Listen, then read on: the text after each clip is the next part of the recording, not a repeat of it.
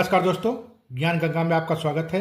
आज हम लोग यूपी टेट 2025 परीक्षा में विषम संख्या से संबंधित कौन कौन से प्रश्न कैसे प्रश्न पूछे जा सकते हैं उस पर चर्चा करेंगे। तो सबसे पहले हम विषम संख्या क्या होती है उसके बारे में बात करते हैं। वे पूर्णांक संख्याएं जिन्हें 2 से भाग देने पर हमेशा शेषफल 1 बचता है, उन संख्याओं को विषम संख्याएं कहते हैं। जैसे 1, 3, 5, 7, 9, 11, 13 से मतलब ये कहाँ तक जाएगी, प्लस अनंत तक। अगर इसमें हम 2 से भाग देंगे तो शेषफल कितना बचेगा, 1 बचेगा।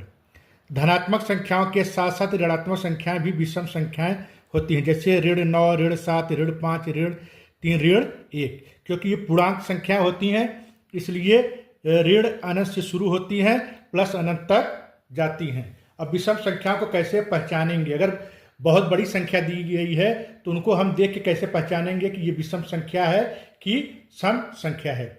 ऐसी संख्याएं जिनके इकाई के अंक 1, 3, 5, 7 या 9 हो वे विषम संख्याएं होती हैं। जैसे 21, 53, 115, 277, 12,829 इत्यादि। देख रहे हैं कि इसका इकाई का 1 है, इसका 3 है, इसका 5 है, इसका 7 है, इसका 9। इस तरह हम पहचान सकते हैं कि विषम संख्या है कि सम संख्या है। इसके कुछ महत्वपूर्ण बिंदु होते हैं, महत्वपूर्ण बिंदु पर चर्चा करते हैं। विषम संख्याएं 2 से पूर्ण रूप से विभाजित नहीं होती है, यानी कि अगर हम विषम संख्या 2 से भाग देंगे तो शेषफल हमेशा 1 बचेगा। 2 विषम संख्याओं का योग हमेशा सम होता है, यानी 2 विषम संख्या को अगर जोड़ेंगे तो क्या आएगा, सम आएगा। इन दोनों को कोई भी 2 विषम संख्या लेंगे जोड़ेंगे तो वो हमेशा सम ही होगी। सबसे छोटी और सबसे बड़ी विषम संख्या प्राप्त नहीं कर सकते क्योंकि ये ऋण अनंत से शुरू होती है, प्लस अनंत तक जाती हैं।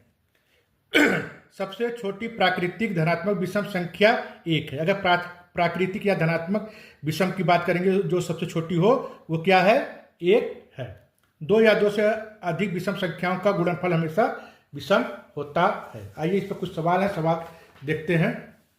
क्या है? सबसे छोटी प्राकृतिक विषम संख्या क्या है? सबसे छोटी प्राकृतिक विषम संख्या 1 है।